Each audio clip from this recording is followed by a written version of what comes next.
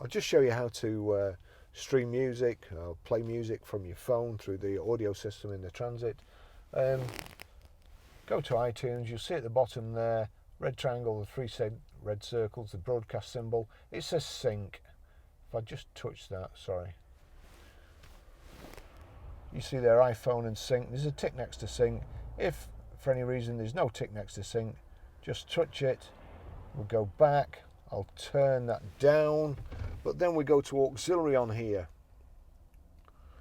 Now as it happens, it's gone to Bluetooth, the first press. But if you've got anything else, perhaps, I don't know, anything in one of the USB or the auxiliary in, it might take you a couple of presses. So there you go. That's turned up. I'll just turn this up.